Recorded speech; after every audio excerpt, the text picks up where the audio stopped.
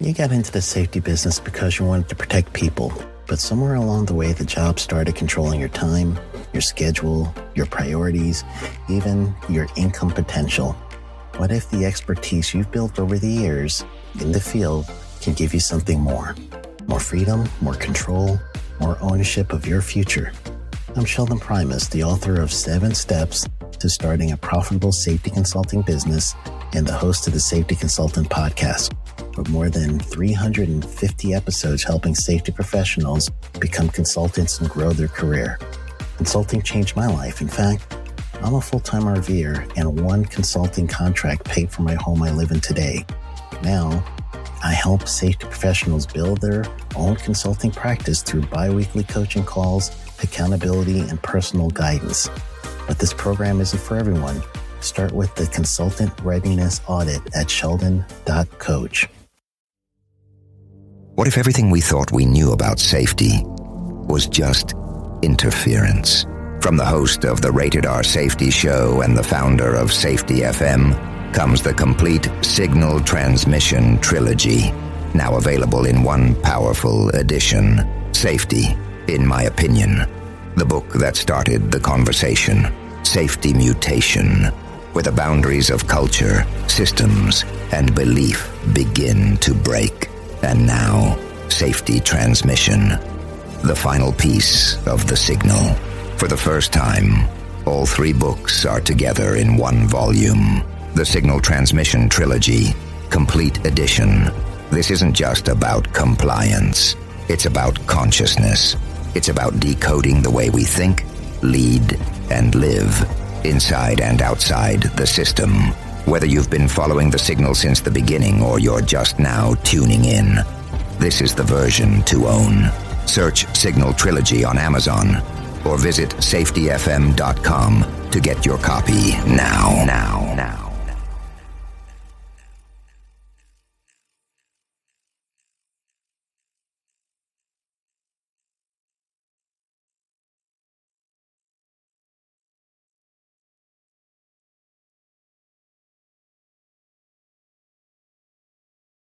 You got into the safety business because you wanted to protect people, but somewhere along the way the job started controlling your time, your schedule, your priorities, even your income potential.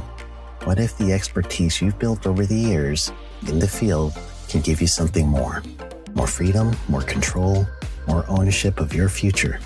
I'm Sheldon Primus, the author of 7 Steps to Starting a Profitable Safety Consulting Business and the host of the Safety Consultant Podcast, with more than 350 episodes helping safety professionals become consultants and grow their career. Consulting changed my life. In fact, I'm a full-time RVer, and one consulting contract paid for my home I live in today. Now, I help safety professionals build their own consulting practice through bi-weekly coaching calls, accountability, and personal guidance. But this program isn't for everyone. Start with the Consultant Readiness Audit at sheldon.coach. What if everything we thought we knew about safety was just interference? From the host of the Rated R Safety Show and the founder of Safety FM comes the complete Signal Transmission Trilogy, now available in one powerful edition. Safety, in my opinion, the book that started the conversation.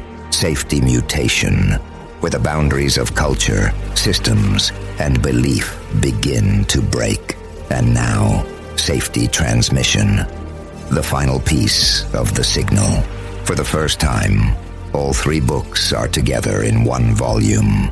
The Signal Transmission Trilogy, Complete Edition. This isn't just about compliance. It's about consciousness. It's about decoding the way we think, lead, and live, inside and outside the system. Whether you've been following the signal since the beginning or you're just now tuning in, this is the version to own. Search Signal Trilogy on Amazon or visit safetyfm.com to get your copy now.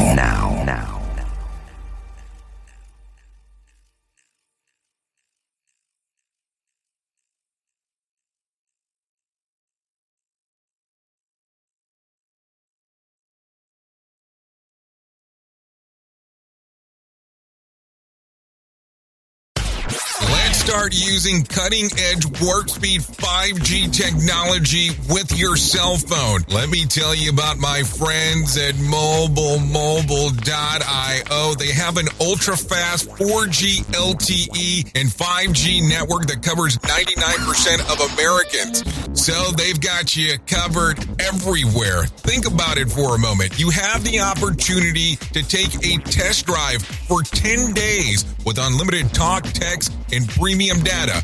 What is premium data? Premium data is an allotment of a cellular data that you receive from a higher priority on the network. You won't get throttled like you will with some of those, non-brand service providers. To find out more information, all you have to do is go to mobilemobile.io. That's mobilemobile.io to start your 10-day free trial.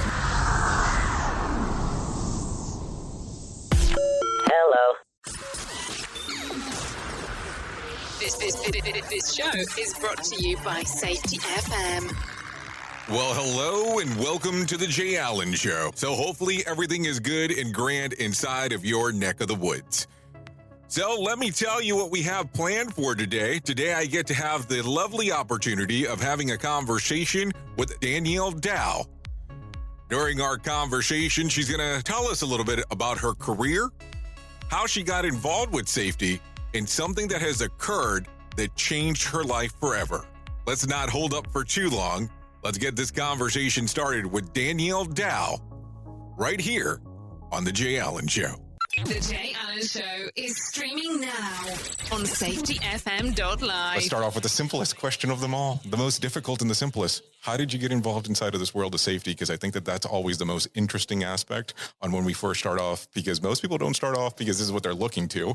So how did you get into it? Yeah, great. So I definitely didn't even know that safety was a career when I was in college, in my undergrad. I was in the health sciences kind of world, pre-med. I was at UCF. I was like gung-ho, I'm going to be a doctor. And then a lot of things happened during that year. I'm going to age myself. But I decided that wasn't for me. So volunteered at the hospital, did a lot of things like that. I'm like, not for me. But I was already 3 years into the program, so let's go ahead and finish it. So during my last year, I started applying for internships anywhere. Anything, like I was like, I just need to get a career. I had student loans. I'm like, all right, we got to do this. So I ended up applying for an internship at my current employer. And the only reason I did is because I had the word health and safety in it. I had no idea what it was. So you thought it was health related because it said health. I think I even like in the interview, I kind of describe myself as like, oh, I'm really good at microbiology and bloodborne pathogens and such like that. And I'm like, yeah, that's great. Okay, sure. So anyways, the only reason I got hired was because whomever was fitted for that role, the week of, they decided to back out. So they rummaged, according to the person who hired me, they rummaged through the resumes and said, oh, this person's from Central Florida. And that's where my current employer is. And they're like, hey, not can you fog a mirror, but like, can you get to work on Monday?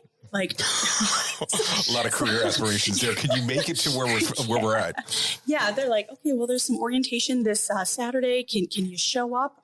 Yeah, sure. Okay. And I had no idea what I was doing. I just remember doing cartwheels where I was like, oh, I have a job. I was so excited. And it was pretty well paying for what I was doing. I was working retail, like American Eagle or Macy's or something. Mm-hmm. But so that was the start of it. And I just never looked back. So how long ago are we talking on this actually taking place? I'm not asking to age yourself, of course. This is just a general question. No. Hey, so I'm 33 now, and I was 20-something, whatever, when I graduated. So that was about 12 years ago. Okay. And yeah, so it was... Well, I mean, that's a long career trajectory. I mean, being at the same place for that long a period of time. I know. So so the position, did it evolve, or how did it go about? Oh, I see what you mean. Okay, yeah. So I started as an intern. I worked for the industrial hygiene department, and basically I wasn't a pump jockey, but I would go and I'd hang dosimeters on folks and to work some weird hours, but it came with a lot of cool benefits too, because I got to see a lot of behind the scenes kind of stuff where I work. So that was pretty interesting. And then I fell in love with that side, that more sciencey side, and then a contract position opened up in the field at the end of my year-long internship, and I got the job. Oh my gosh. And I just, again, never looked back. So, and then from there, it just kept evolving. And then I went to construction, and I went and I supported operations, and then food and beverage. And then anything under the sun.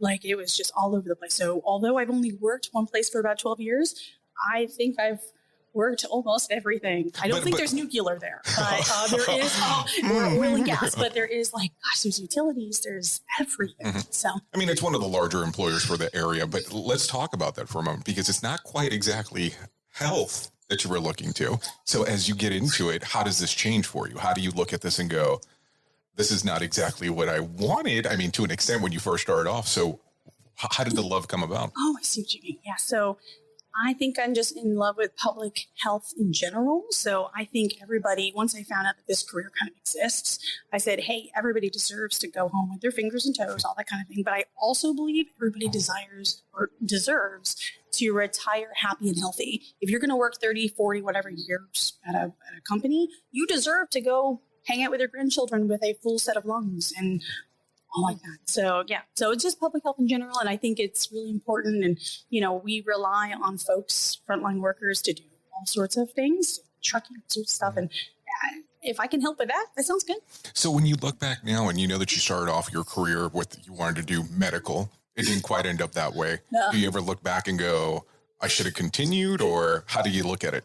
I mean, especially now that you've seen a little bit of everything, because as you are aware, this industry of safety is so different in regards of what you can do and accomplish and the different things you can get into. Yeah. So I've definitely kind of partnered up with the occupational doctors and nurses and such like that. So I got a little taste of that and how, all the different types of tests they do. I got to hang out with them quite a bit. So, but no, I'm really happy helping people the way I do. I think I get to see lots of different industries. At school where I'm at right now, there are some occupational doctors that I am in my cohort, and I help them understand, like, hey guys, no, these are the people who are, you are going to be supporting the people who help you do your everyday life, and that helps America run and helps the world go round. So as you look at this, and now you have these other cohorts, and if I can mention the university by name, now you're actually going to a university that's quite a few miles separate. I mean, let's talk over like 90 miles from where you originally went. Yeah. So COVID traffic makes it a little easier. So I'm from Orlando, Florida, and the school is the University of South Florida in Tampa. I have this amazing opportunity to there's a scholarship there, which I can go into detail later. I wish I knew about it earlier. But yeah, so there's a Master's of Science in Public Health in Occupational Exposure Sciences, which is a fancy word for industrial hygiene. So I don't know why they just changed the name. So I just go there. But it's a great opportunity. And also within those cohorts, there's industrial hygienists, there's occupational safety folks, kind of like health and safety folks. And then there's occupational nurses and doctors too, and just public health professionals who create policy and change and stuff like that. So it's a really interesting college to be into, and happy to be there. So is there a huge dynamic difference between being at the University of Central Florida and the University of South Florida? No pressure there. No pressure. I do have a UCF plate on the back of my car, and there's quite some rivalry. So when I park my car, I make sure that I put the UCF plate away from this. But there's not a lot of folks on campus right now with COVID. So I only have to go to class once a week for a laboratory that you physically have to touch and feel stuff. So that's why I'm in. Everything else is online. But yeah, there is a little bit of a change. So as you're doing this, you're now going after your master's, if I understood that correctly. So as you're doing this, what's the long-term goal? What are you wanting to accomplish now? Just, again, public health. So I'm just excited about helping people. So yes, industrial hygiene. I think that I had a pretty narrow focus when I first started. Now I'm just about a year into my program. But what I didn't understand was the breadth of different things that I can help with. So I can even go into policy change. I can go into all sorts of interesting things. I still at heart am a nerd, and I really like chemistry and all that kind of stuff. So I would probably stay in the industrial hygiene field, but this definitely opens a lot of opportunities for me. So. Well, and let's talk about some of those opportunities, because let me talk about for a brief moment on how we originally met. I met you originally at the American Society of Safety Professionals. It might have even been the engineers at the time in Central Florida, where you were the vice chair. Oh, God. So you were the vice chair. By default, I think. I don't think I voted on that one. I think I just showed up like, hey, this is what's happening. So with all your free time, you were doing that as well.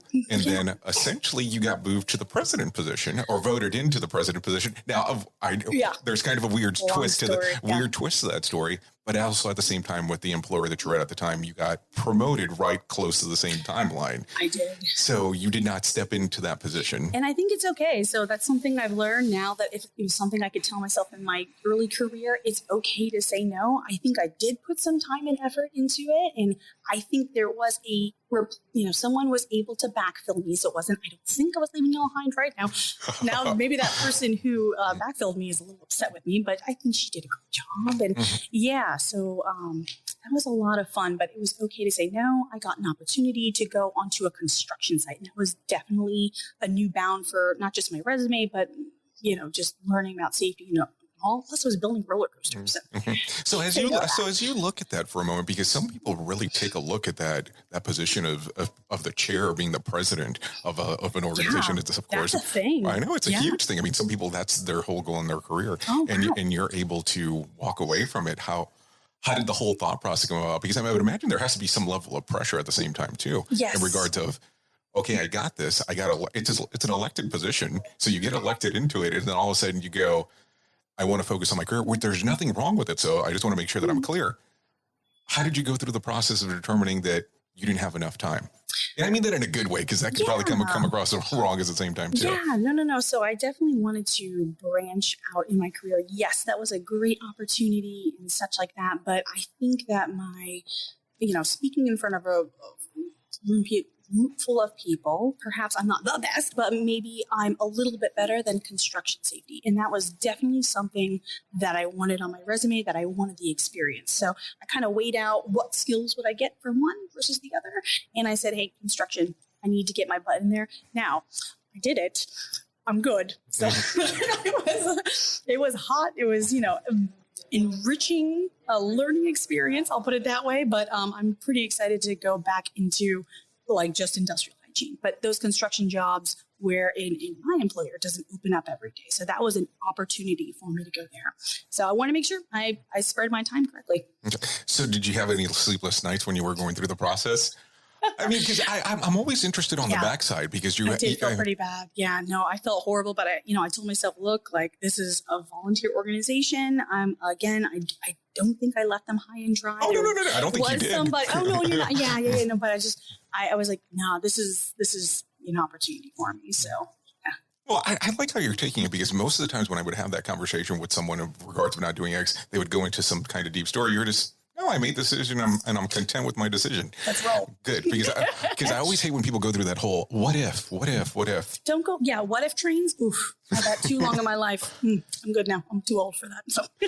So then through the process, if you don't mind me talking, your personal life, you get married around the same time. Yeah, there was so much. That was, you know what? I didn't even think of that. That was a whole other factor. I was engaged. I was going to get married that year. Plus, I knew Safety 2020 was coming. So I was like, look, I'm just not going to be able to give it the time it deserves. So, but yeah. No, I found my Prince Charming. And that's the great aspect, because you're taking a look at it, the whole aspect of the career, because you're not just looking at one thing of, this could drive me to one thing. You're looking at it, how the whole aspect occurs. So now you got into construction. How do you feel about the love towards construction? Some people love it, some people hate it. I mean, and it's a combination of both, because the heat does suck, especially being here in Central Florida. Yeah, it was a little tough. So there was a couple things that happened in my life during that time. I got married, all sorts of stuff.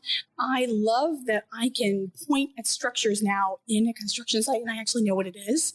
Excuse me.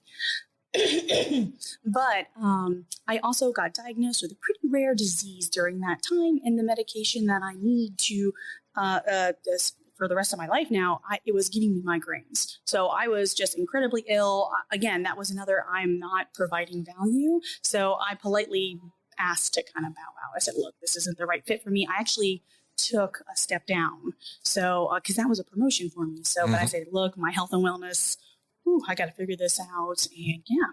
And so can we talk about that a little bit? Because you had mentioned it prior to us talking. Like I always tell people, I don't like to know anything ahead of time, because I don't want it to be one of those things that it's like a preloaded question. No, because I'm really curious, because you were referencing something earlier about plasma. So can we talk a little bit about what's going on at the time? Yeah. So it's kind of an invisible illness. So I'm happy to talk it with anybody. I think when I first got diagnosed, I was not that okay talking about it. Like, why is this happening to me?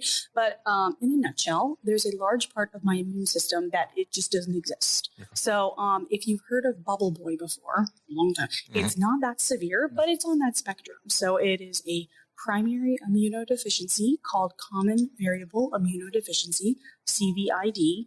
I was going to say there has to be an abbreviation. So it is not autoimmune. It is physically my immune system is broken. So let's say I go get a vaccine. So my body will take it and kind of do some stuff with it, but it won't remember what that ailment or that pathogen is that I'm being vaccinated with. So, and that is true for anything in my life. So any cold I've had, I can catch the same cold again because I don't have the immunoglobulin G, A, or M in my body. It doesn't remember. So, she kind of has Dory system, or like she's like Dory, like, what? Oh, everything's fine. She has amnesia. So what I do is I infuse myself with donated plasma immunoglobulin. So if you've ever donated plasma, I know a lot of people just do it, and it's almost a little taboo because people do it like, oh, I need to do it to eat some ramen as a college student, right? But so it really saves lives. My life depends on it. I mean, my quality of life has been so much better since I've been diagnosed and since I have the treatment. So sorry, let me back up. So if you've donated plasma, what they do is they take it, they clean it. There's all sorts of stuff that you donate when you donate plasma, but a part of it is immunoglobulins, which is your memory cells. So if you donated plasma and you had the flu shot, I would then have the memory cells of a flu shot. So, and everything else too, like, whatever, the TB or tuberculosis or anything you've been exposed to before. So I would then gain your immunity. So thanks. So that's why I'm really passionate about public health. Please, you're healthy, I'm healthy. That's the big circle here. Well, no, it's a very important thing. So is the trigger when you first find this out then your migraine? So do you go to get tested because you're getting these migraines and you're not understanding why? So actually it's the medication was giving me migraines at first, but so it was about 10 years ago. Actually, when I first started my career, I got diagnosed with autoimmune hemolytic anemia. That is an autoimmune disease.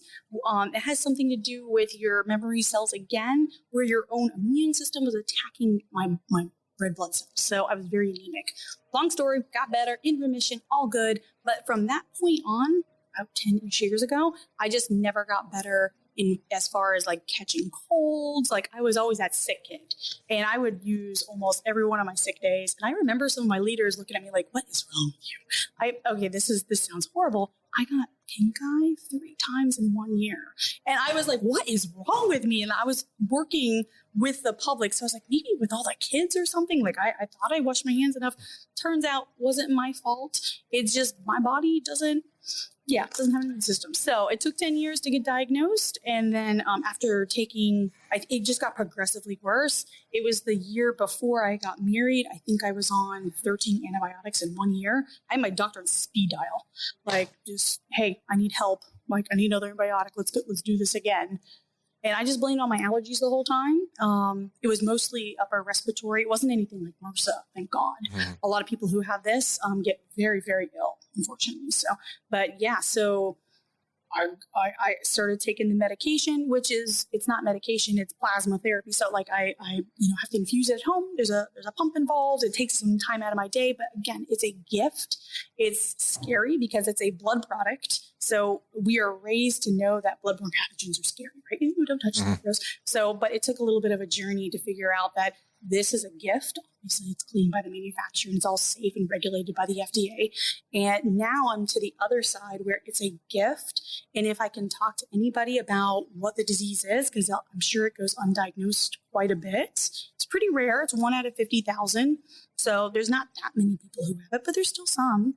And now I actually partner with the manufacturer, and I even talk to doctors about my experience with it and other people who are newly diagnosed. So the manufacturer has like a little voice-to-voice program where people will call me, and it's usually when they're first diagnosed, like just scared out of their wits, and so was I. And I'm obviously not allowed to offer medical advice, but I can say, I know how you feel. This sucks. It's okay to say it sucks. And then we just kind of move forward and everyone finds their own path. This is The Jay Allen Show. We all want to make sure that our family is protected in medical emergencies. What many of us don't realize is that health insurance won't always cover the full amount of an emergency medical flight. Even with comprehensive coverage, you could get hit with high deductibles and copays. That's why an Air Medcare Network membership is so important. As a member, if an emergency arises, you won't see a bill for air medical transport when flown by an AMCN provider. Best of all, a membership covers your entire household for as little as $85 a year. AMCN providers are called upon to transport nearly 100,000 patients a year. This is coverage no family should go without. Now, as a Jay Allen Show listener, you'll get up to a $50 e-gift card with a new membership. Simply visit airmedcarenetwork.com/safety and use the offer code SAFETY. And don't forget to tell them that Jay Allen sent you. And we are back on the Jay Allen Show on Safety FM. So when you're first going through this process and everything is going on, I would imagine the level of being scared is extremely high. Are you doing the WebMD search, the Google searches? All of a sudden, your doctor, you're looking at all this stuff. What's going through the mind at the time? So I learned with the diagnosis of the hemolytic anemia, don't do that. Don't do that. But I can tell you, I did do a little bit, but there's just not a lot of information out there on this. It's a disease, but again, it's something I probably inherited in my genes and then had some type of environmental stressor. It's nothing I did. It's not my fault. It's not anybody else's fault. So my dad took it pretty bad because he's like, oh, my poor genes gave it to you. I'm like, relax. I'm still here. Modern medical science. I work a full-time career. Yeah, I kind of had to take a step down because I had to figure out how to manage that. But now I'm like right as rain. So knocking on wood. So frequency of the plasma, how often do you have to do this? So the meds. And if I'm getting way too personal, you can go ahead and say, Jay, shut up. And No. Hey, I'm happy to talk about it because I think people who donate plasma, I also volunteer at plasma centers and I shake their hand like, thank you so much. Thank you. I feel better. And I show them a picture of my dog and my family. Oh my God, it's okay. So anyone that I can help understand that it's pretty important in plasma donations. They do all sorts of other stuff too. Hemophilia, all sorts of stuff. But so I do it once a week. It takes me about 2+ hours to do it. So there's a large syringe involved. It's not intramuscular, so it's not like a vaccine, like a shot. It's subcutaneous. So there's teeny little needles, and there's a little subset, sub-Q set that I set myself up with, and I just park it on the bed and just hang out there for a little while. So It's not too bad. It is a gift. I feel better. And then it's been about 2 years since I've been using the plasma therapy or whatever, and I feel so much better. So when you first make that first connection with the doctor, they tell you exactly what's going on, and you find the peer group. Oh, okay, yeah. How does that first conversation go? Because all of a sudden somebody's sharing something with you that you're not familiar with. The doctor knows somewhat about, of course, but they're saying, hey, we're recommending this. Yeah. Tell me about the experience. I have there's a couple different, so I talk to doctors one-on-one, and it could be it could be folks in California. It could be throughout the country, right? So, or I can talk to patients one-on-one. Again, I am not a medical professional. I just tell them my experience per FDA regulations. So, and of course, I just don't want to mess anybody up.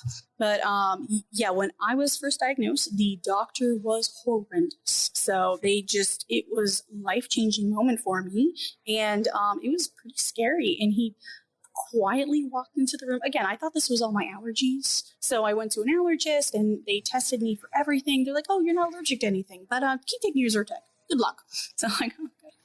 So I got sick again, 2 weeks later. I'm like, got pointed to my puffy face. And I was like, this is what keeps happening. Come on, I'm not crazy. And they're like, oh, yeah, you don't look good. So they did a bunch of labs. And so I was not that person that had to keep going to doctors to say something is wrong with me. But luckily, so I was diagnosed relatively quickly once I figured out something wasn't right there.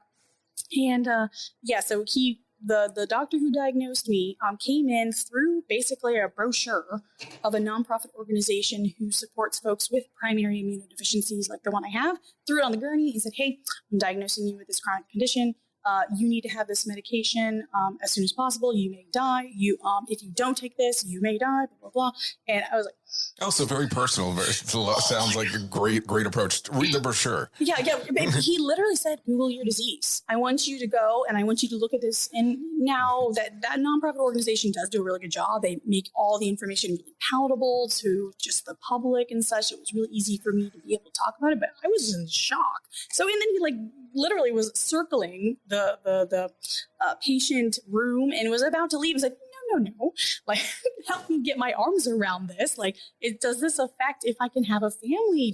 I was 31 at the time. So I just got married 4 months before. So this guilt of the burden that I was going to put this chronic illness on me and my new husband, it was horrible. And then I also grieved the life I thought I was going to have. I thought I was going to just get married, is happily ever after, everything's going right. And then in an instant, I felt like everything changed. So I did reach out to a therapist through my employer assistance program, it's the free ones or something.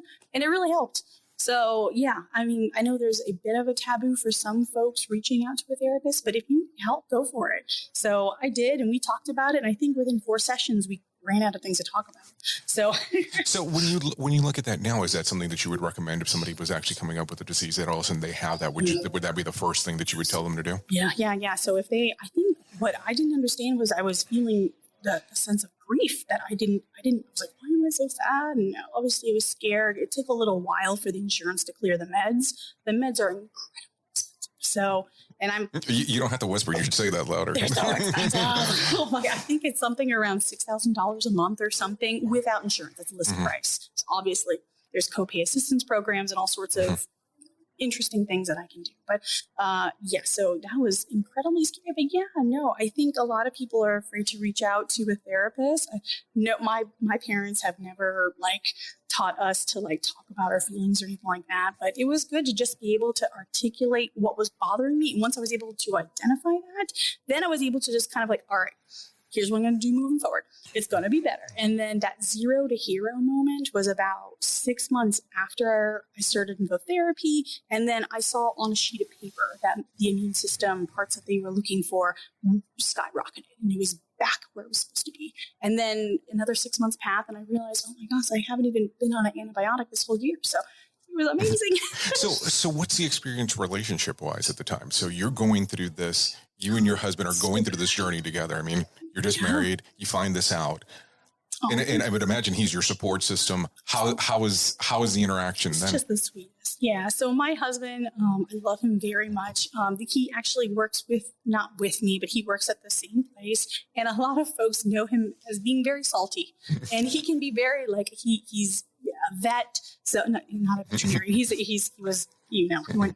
He was deployed and all sorts of stuff like that. So he knows how to, he's just, you got to keep marching forward. It's going to be okay. Just keep moving forward. So he definitely, I know a lot of people say, they're my rock, but he definitely was a huge piece of support for me. So it was great.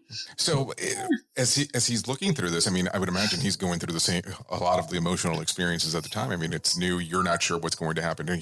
I would the assumption he doesn't know what's going to happen either. Oh, yeah. We both were scared. There was a night where we both kind of a little bit, we both shed a couple tears. Are you supposed to admit that about him? No, I'm joking. Oh, no. He has feelings. But there was that feeling. And, but then you know what? It was and it wasn't a pull yourself off your own bootstraps and get up and keep going. It was let's just keep marching forward step by step. And he understood that it was a little bit of my journey. I had to go through these feelings and stuff. So he was cool, calm, collected, and that's all I could ask for. So yeah, it was really sweet. It is sweet. Really sweet. So as you're looking at this and now you know how to control it to an extent with the plasma and so on, and you're able to assist other people, do you get strength from hearing from other people's stories? Oh my gosh, yes. So another huge turning point in my, and I feel bad. I feel like all we're talking about is my disease, but this is true. I want other people to realize. It's part of the journey and it's part of your career. And here's what I like to talk about. And I like talking about safety, but I also like to talk about the reality of things that happen behind the scenes. And I think that sometimes people don't want to have those conversations because we have to portray this image of X opposed to it being, this is really what happened. This is the conversation that the husband and I had. Well, and this These is were the why I'm so concerns. invested in public health, because if you're healthy, I'm healthy, like literally. So, it's important it was always important for me to help other people, but now it's very important. So there was part of the patient program series that I'm a part of now. There was someone who was my age and he was happy and healthy, and he shared at a program there was a healthcare provider to talk about the meds. I was already on the meds, but then he was there talking and he was happy, healthy. And he's like, look, it sucks, but you get through it and it's not that big of a deal. And then I think what also kind of was a click in my mind is I have a cousin. She's 12 now. I love her. She's adorable. But when she was 5 years old, she got diagnosed with diabetes. So the juvenile kind, right? And she had to put a bunch of needles in her since she was 5 years old. So I'm like, if she can do that, I can do this. So a little scary. But here's the important part about what you're saying as well, is that you can still have a normal life. I mean, there is one time a week, 2.5 hours, based on what you're saying, that things are a little bit different. Mm-hmm. But as you're looking at it, I mean, it's not like it's changed your life, but it's not changed your life, if that makes sense. I think it's changed it. I'm not going to say for the better, because I do feel better, and it kind of sucks. I have a chronic illness, and it is an invisible illness. If you saw me walking on the street, I don't think you would think there's anything wrong with me. So, but I have compassion for others now. I think I've always had some compassionate care, but now I truly all right, maybe that person's going through something, or maybe there's something in their life that they can't share with me. And I understand people are on journeys of all different kinds. Yeah, so. I mean, and it's been a relatively different journey. I mean, your journey is much different than a lot of people that I get to speak to. So as you're looking at this now and you're going back into your career and you're going back to studying and you're going through this and you're going through some other aspects of what's going on with your employer, what are you looking to do next? Oh, Lord. So I'm currently furloughed from my place of employment, and my place of employment is a multi-billion-dollar entertainment company in Central Florida. It has given me so much. It's given me a career. I found my husband there, and it has given a lot of joy, just say, to lots of families throughout the world. That's now part of their benefit packages. It does not come with the spouse, just in case. Yeah. Well, there are a lot of folks that find their significant others there. It's crazy. So, but we'll see. I'm currently on furlough. I've been on furlough since April 2020. I have to prepare both ways. So I'm not sure if they're going to call me back or if they are. What I can tell you is right now I am in that USF, that master's program, and I have a scholarship. It's essentially a full ride. So, it is a full ride. They pay for everything, and it's amazing. So if I would have known about this about 10 years ago, I would have knocked it out. It's not easy, and it's not for the faint of heart.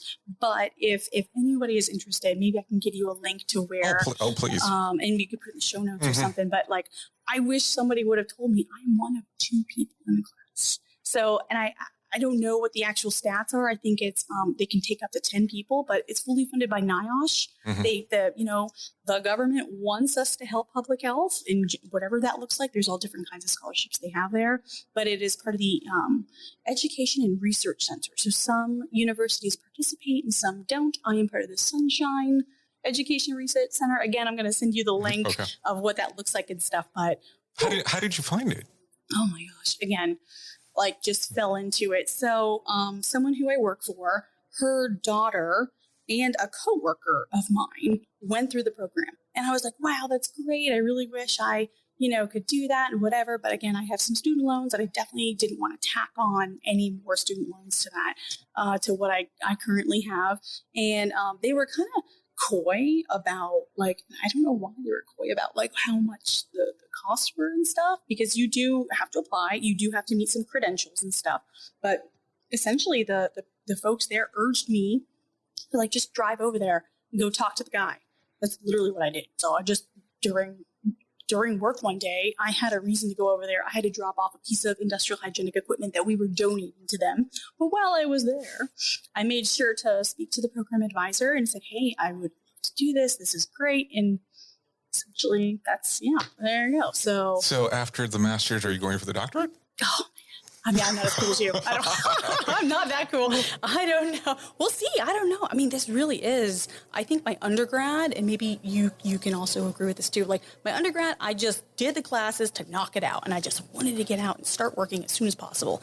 Now my graduate studies I'm picking and choosing what classes I want. And maybe because I'm older too, like this semester, I'm taking a self-paced course study and where I'm going to a bunch of webinars and you can do that. If you talk to your advisor and you say, hey, this is what benefit it's going to bring me and I'm going to provide a justification and blah, blah, blah, you can do that. So it's great to see that I'm developing myself and I do need to prepare. I'm not sure if my employer will call me back before or after the summer, but during this summer in my program, I do need to get some field experience, is what they call it. So I am looking for internships.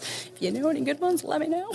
A lot of them are closed because of COVID this year. Right. So, but I'm willing to travel but I can really stretch the bounds of all over the place. So I'm looking into insurance or I was like maybe something at the CDC or something like that. Like how can I expand myself? But this is the first time I feel like I'm able to groom myself and I'm able to make mistakes. Uh-oh, did you just say that out loud? Oh my God, it feels so good. It doesn't feel like I'm under incredible pressure to do I try to do the best thing, the right thing every time. But if I make a mistake, I'm a student. I'm allowed to do that. Oh, darn. So here's I'm not as hard on myself, I guess. Well, you shouldn't be. Here's an interesting question for you. Would you be willing to actually go into the public sector and have conversations with people having this discussion? I know you're saying that you've done it in a peer group in regards to what's going on with you medically, but letting people know on how they can still have a career. Oh, yeah. No, please. Oh, that is something else. I just want to make sure. No. I'm sorry. I guess I'm speaking to the microphone. Like, yes, please. No, like if I can do it, like I just always say, I'm just a lowly safety professional is what I like to say. Like, and there's nothing lowly about that. But I'm just like a common Joe Schmo, but I just keep going for it. And then just like this scholarship opportunity, all I had to do was ask and it happened. And then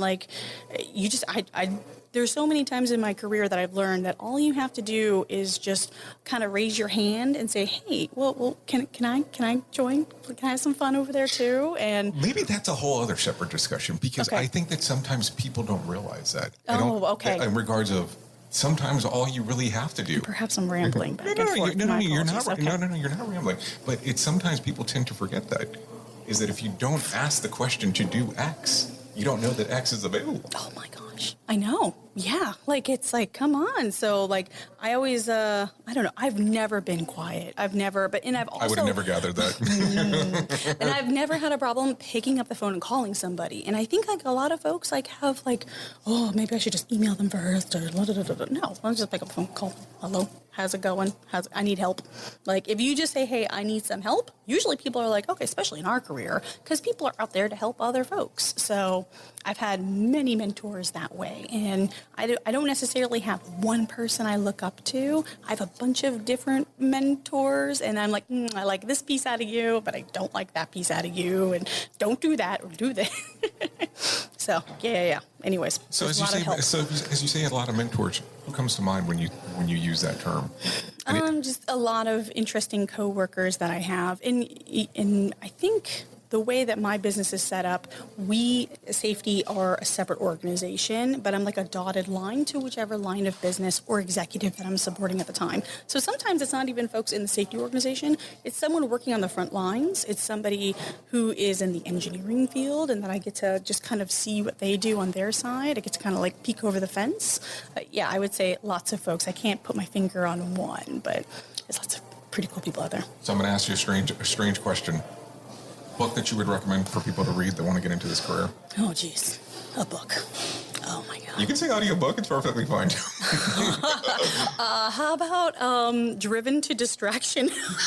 I don't know if you've ever... obviously, there's all these great books out there and such like that. Only if one comes to mind.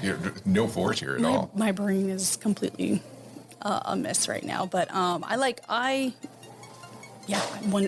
does not come to mind. Okay, that's perfectly fine. So if people want to know more about you and what's going on, where can they contact you? I have a Facebook page. I'm not that pop. My dog has a really cool Facebook page. Boomer the Aussie pup. Very handsome. Do you play around in LinkedIn quite a bit? I'm sorry? In LinkedIn, do you mess around in LinkedIn? Oh, yeah, I'm on LinkedIn too. That's right. So that's what we'll do. We'll put LinkedIn on the show notes for people to be able to reach out to you if you're cool with that. Well, I appreciate you coming on to the show today. The views and opinions expressed on this podcast are those of the host and its guest and do not necessarily reflect the official policy or position of the company. Examples of analysis discussed within this podcast are only examples. They should not be utilized in the real world as the only solution available, as they are based only on very limited and dated open source information. Assumptions made within this analysis are not reflective of the position of the company.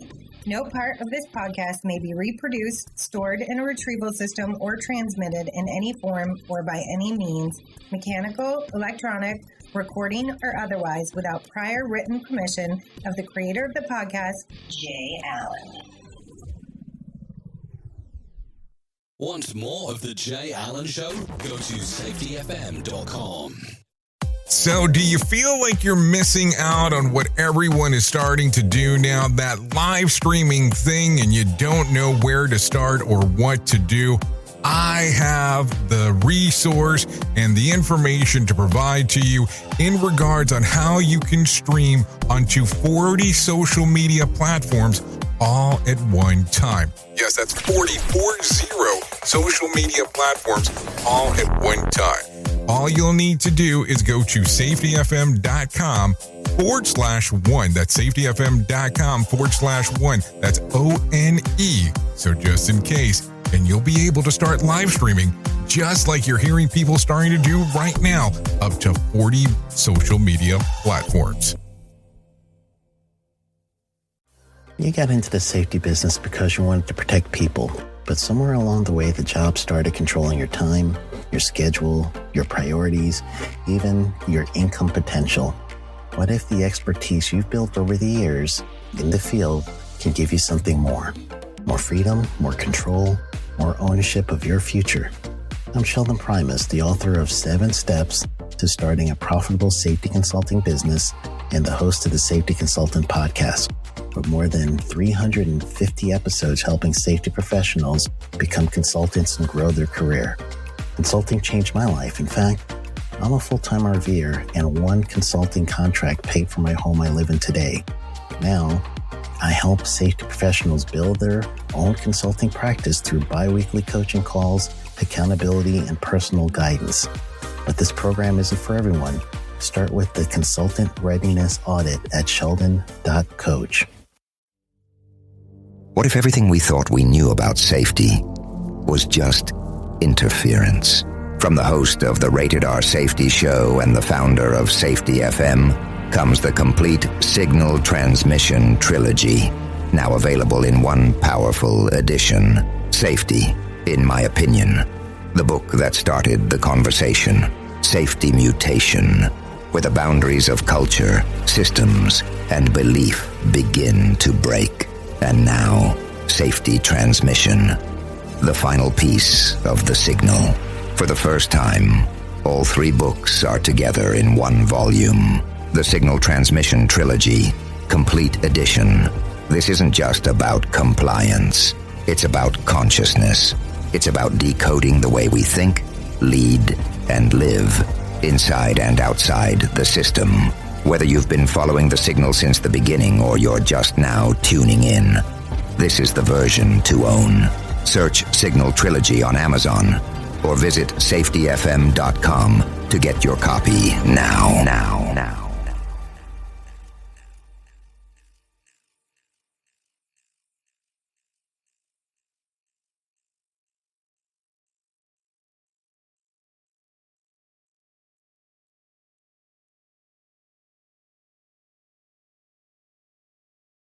You got into the safety business because you wanted to protect people, but somewhere along the way, the job started controlling your time, your schedule, your priorities, even your income potential.